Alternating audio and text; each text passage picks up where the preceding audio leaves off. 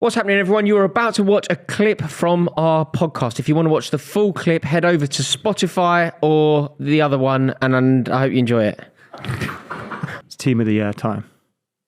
Team of the Year? So far. What, individually? You mean? So far, the season so far. We'll start with goalkeepers. I think we've kind of pretty much nailed. Pope, super easy. Yeah. Who challenges Pope? Let's not get into Ramsdale challenges Pope. Anyone else? I would have said De Gea up until the last few weeks. No, I think it's Ramsdale or Pope, and I wouldn't be passionate about it being Pope. By the way, I think Ramsdale's been superb. The way that Ramsdale starts Arsenal's attacks is outrageously brilliant. Ramsdale's pinpoint accuracy, like to a level that you know a ball playing centre half, like when Ruud Gullit was Chelsea sweeper, or David Luiz was playing in the middle of a back three at Chelsea, like both Ruud Gullit and David Luiz on the ball, elite. Ramsdale's like that. I know, Adam, me and you sort of disagree about how good. No, but what I would say to you is that game against Arsenal, where like I think the Manchester United Arsenal. Yeah. Sorry, the difference between the two teams and who won was the keepers. Even though I think, who do you want to save a one-on-one? David De Gea. Mm-hmm. I think David De Gea is a better shot stopper than Ramsdale will ever be. But when you look at the positions where we put ourselves under pressure, De Gea playing it out to Wan-Bissaka, we get put under pressure. Slow. Very slow. He punches it at one point when it's 2-2 and he could have caught it. You don't see Ramsdale making those mistakes. And for modern day football, the way United are going, Ramsdale's a much made a save near post for Rashford, and it was David Seaman-esque. It was unbelievable. So he's a very young keeper as well. I think Rory was alluding to the fact that I don't really rate Ramsdale.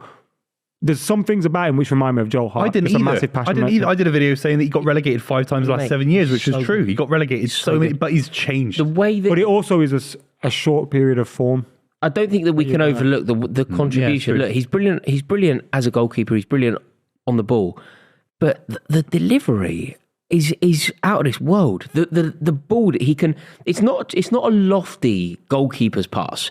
It's a cutting, direct, incisive midfielder's drilled pass that he will play constantly. So look, if people want to give this to Pope, that's fine, and I think the clean sheets make it very difficult not to give it to Pope. But I think if we were voting on this, I'd probably go Ramsdale. Okay, I'll go Pope.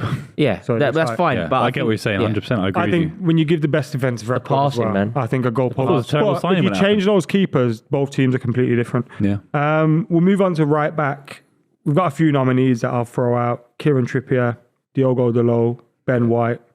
For me, it's easy. I think if you play a centre-back inverted, you have to do a lot more because you're being asked to do a different role that you've grown up doing. Obviously, Ben White can do it at a very high level. That's why he got signed for 50 million quid. And he's playing at right back almost at the same kind of level that we expect him to play at centre back. And I think when a player does that, Tommy Asu at the team. I think he offers more. I think he offers physicality when needed defensively. I think he's very, very, very good on the ball. I think he's exceptional on the ball, and he's got a bit of leadership about him. I think he leads by example. I'd want to play with someone like Ben White if I was playing with him. For me, it has to be Ben White. They've got an unbelievable defence. Do you agree with that? Trippier. I think the answer here is Trippier. I think Trippier's been the best right back in the... Again, best defensive record. Yeah. I think he was out injured for a spell. Also, if I remember correctly. So I think it's important to acknowledge that Ben White went off the other day because Marcus Rashford was too dangerous against Ben White. Tommy Asu came on, Marcus Rashford struggled. I think Ben White is a good player, but I think he's a good player playing in exceptional form. Whereas I think Kieran Trippier is top class. Yeah, world class. Like world class. And part of the reason that Newcastle are where they are, I would say, you know how we often talk about Zinchenko bringing the nous and the knowledge and the know-how to Arsenal? That's like Kieran Trippier won the league under Simeone. Yeah, it's unbelievable. Yeah. Kieran Trippier has brought that education to that Newcastle back line. 100%. And I think if you were to say, look, obviously the keeper deserves a lot of credit, but if you were to say, why don't Newcastle concede goals? And you try to make it like really, really basic. You go, tell you what, a geezer at right back who educates everybody and holds the line and is so vocal in that team as well. Yeah, I think Kieran Trippier is, if you're building a team for this, which is what we're doing, right? Kieran Trippier I've got to say you have convinced me, and I think you did the best defensive record kind of helps him as well. And I'd pick who would I rather have at right back. It is Trippier. I think what you mentioned about him having to play out of position, having to do more, is fair. I would have put Diogo Dalot in with a shout if he didn't get injured at the World Cup and didn't come back after that. Like, he hasn't played for Wan-Bissaka's had a good few weeks, so I know it's obviously not him. And then he got shown up at Arsenal a little bit. So, yeah, Wan-Bissaka's nowhere near. Kieran Trippier is the best right back in the league at the moment. So at the moment, we've got a team of Newcastle. Nick Pope, Kieran Trippier. We're going to move on to centre-backs. I'll throw some names into the hat, then you just give me your pairings. We've got Sven Botman. Again, another Newcastle man. He's in it, yeah. Thiago Silva. Maybe the only good thing at Stamford Bridge at the moment. Yeah. John Stones. Again, he's had some injuries, hasn't he? But couple of niggles. Fabian Schär. William Saliba. And Lisandro Martinez. I know who mine two are. I know who my two are. Should we potentially make this really easy? Do you have two in your head as well? Yeah. Okay. Should we say it all together? My combination. Most obvious one first, you mean? Yeah. The most obvious one is John Stones. No. Oh, I thought you were going Saliba. I agree. I'm putting John Stones and Saliba for me. John Stones, Saliba. John Stones is ultimately. What are you saying, Botman? I'm saying Saliba and Lisandro Martinez. Oh no, he got. But you could go. I'd rather go Saliba, Botman than who did you use? Like Stones. Nah. Stones had a better season. John Stones is one of the best defenders in the world. John Stones arguably the best centre half in the world. You've been smoking rocks. Never mind Stones. If you think John Stones goes over Botman, no, Lisandro Martinez. Botman's a debate. Saliba's a debate. Even Thiago Silva is a debate. But not Martinez. No way. The guy was getting. I'm not having this. The guy was getting bullied at Brentford. He was 4-0. This show's been a nice, relaxed chat, and you're going to start talking rubbish. John Stones was unbelievable at the World Cup. He was the best defender for England. What about World Cup? Harry Maguire you just brought back Dalot. I mean, John Stones is one of the best defenders in the world. He's probably. I think if we were arguing the best defenders in the world at the moment, best centre half in the world. Lisandro Martinez is better than John Stones. No, he isn't. He's not. And even if you don't think that, he has been better than him this season. Buvey, I need to ask you a favour here. This is really important. Yeah. I'm going to have to go for a wee. But it's imperative that when I get back, it's imperative. I'm dying here. One-on-one. It's imperative. You can keep doing this. But just when I get back, it's imperative that you don't lose this. John Stones has to be in the team when I get back. No, I'm going to be back in like 30 seconds. But John Stones must be in this team. I'm going to collect the fob, then I'm going to have a wee. But Buvey, when when I get back, do not lose this. Because John Stones is in this team. And if he's not in this team, it's because of you. No. Because if I was here, he'd be in the team. John Stones ain't in the team. And you lose out on your vote by leaving. That's fair, but Buvey won't lose it. No. So John Stones ain't in his team. We're not still. William Saliba, we are still going. I thought this is the podcast. People, welcome to the club. You can edit. Sometimes when we're in the club and we're at the bar having a chat with our mates, one of them goes to the toilet. I don't mind. All right, fine. Look, Adam, for me, I'm not even. Look, I'm at the start of the season. If we'd done this podcast, I'd have made the jokes about Brentford and Brighton. I'm not. And he's too small. But you just have. Adam, look, I'm trying to say in a respectful manner. He won a World Cup. He's been unbelievable for United.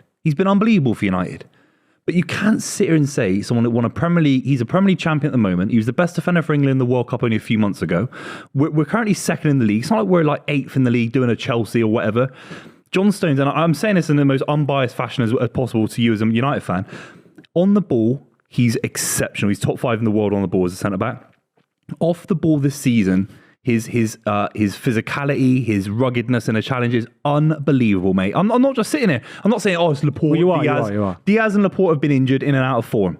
Akanji's come in. John Stones has been the consistent centre-back that's got us through a Champions League group, second in the Premier League. He's been immense, All right, mate. You've said your bit. And this is why Lisandro Martinez is definitely in the team.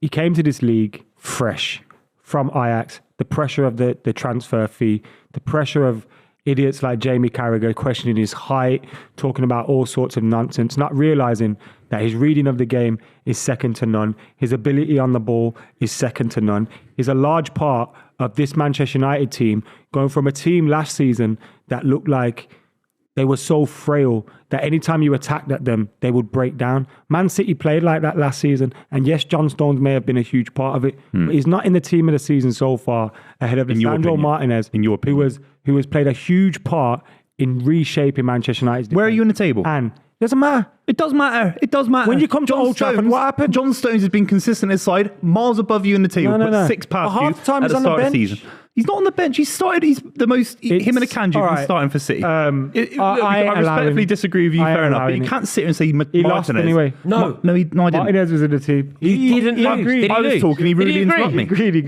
You're pathetic. I don't get it. I don't get it. So you've given up. Someone had to be rude about it. I was just sat saying you were rude about it. So John Stones isn't in your team. Of course he's him and Saliba. No, we just agreed. I agree. Martinez has been a fantastic signing. Where are you? Fourth in the table, fifth in the table. The club's team of the season. You're having an okay season. You've got $1 billion squad, and you're not doing anything mesmeric. You're not doing anything unbelievable. Yeah, it's a word. Read the dictionary. It's called. Read the dictionary. Consult your OED. No, seriously. Look, okay, so what have you two agreed on? What's the answer? We've agreed that Buvey's wrong, and even if I'm disappointed in you. I'd rather see Botman in the team. Why don't you back him then? Botman's in the team ahead of Stones. Give an opinion about the centre back. I mean, the answer. Botman's in the team ahead of Stones. John Stones is probably. John Stones is probably the best centre half in the world at the moment. All right, the top three centre backs in the Premier League this season. Pick up on that then. The top three centre backs in the Premier League this season: Saliba, Lisandro Martinez. See what I mean? How can you have a serious podcast? How can you be serious? John Stones is over all three. I don't see why you can't come down a little bit. Like I've come to you. Martinez, he's been a good signing for you. He's won a world. He's a good leader. Because people at home will be telling me. But then you can't come down and say John Stones is a 4-time Premier League champion. John Stones is amazing. Unbelievable. It's amazing. That's not what I've said. So what are you saying then? I don't get Lisandro Martinez ahead Man of United are having a bang average season. He got smashed by Brentford. I think our producer needs to help me here. Can somebody let me know what happened when I was out of the room? He started this off saying, "I'm not going to bring up Brentford." Yeah, but I went respectful. Then you went disrespectful. So it is what it is. You go low usually, Adam. So the gloves came off. You go low, I go high. Yeah, exactly. For real. All right. Okay, midfield. Where are we? People at home. No, we still got to do left back. Okay. Who's left back? The options. Luke Shaw, Dan Burn. I think it's Zinchenko, isn't it? This is very easy. Isn't it just Zinchenko? No, he's not been better than Luke Shaw. I think he hasn't played. He's got a very fluid position, which is what makes this awkward. But I would still say, if we're doing this team, Zinchenko has to be in this team. He's not going to be in it in any other position. Therefore, he has to be in it at left back. Zinchenko gets in. I got Lisandro Martinez in there. I'm begging you. So I'll give this. I'm begging you. All right. Yeah. Okay, that's easy. Lisandro Martinez is in there though, yeah? Zinchenko. No, he's not. Yeah. No, he's not. I just get your side's average, bruv. You're coming fourth. You might come fifth. We're going to finish above City. No, you're not. Yeah, we are. No, you're not. Yeah, we are. Okay. Because you use like a bottle in a one-horse race, you idiots. So Zinchenko is left back. Now the midfield. Zinchenko, Trippier. He said sure. Lisandro Martinez, Saliba, Nick Pope. Oh, good team. But you put Martinez in. How? No, he didn't. I think you said it was Stones. What did you say? It's a good team. He said Martinez, but you told me Stones was in. Stones is so you lost the debate when I was out the room. I gave you one job. As he usually does. I gave you one job you had. Central defensive midfielder. Plenty to talk about. It's Rodri. Ew. I just went with that because I thought Thomas Partey, Casemiro, Paulinho. But we're going to do two here. So it's two of... No, we're playing a 4-3-3, so we're going to have two CMs. One defensive-minded midfielder. Your Casemiros, your Rodris. You could potentially even squeeze Xhaka in there, Partey. It's difficult. This is the hardest position. I think all three are an unbelievable level, and it's a percentage difference of like almost 1%. Paulinho's been amazing. Paulinho's been fantastic. Look at where they are. And pound for pound, he probably is in the team this season. But Rodri, for me, whether you lads agree or not, Rodri's at the highest level out of all three. I have to go. Opinion. I think Casemiro's been incredible, but I think he started the season off slowly. I have to say Thomas Partey. Despite after-pitch stuff and that, if we're talking purely football, Thomas Partey's for sure. I think we have to try and be a bit clever here because the best team of the season in the midfield, I think Thomas Partey and Rodri are in the midfield. We're not putting them both in. I don't think you can do both. You can't put Rodri in if Thomas Partey's leading his side above his team. So who's been better this season? I don't care. They're both excellent. Should we just go Thomas Partey then? I'm going Thomas. Yeah, I agree with you. Thomas Partey's been super. But Rodri's second ahead of Casemiro.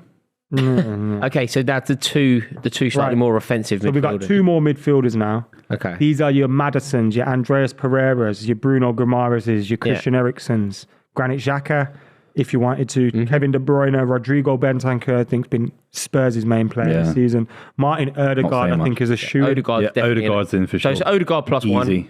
Odegaard plus one. It's very easy. Odegaard. Andreas Pereira. De Bruyne's doing good numbers. He looks very sharp. Yeah, see what I mean?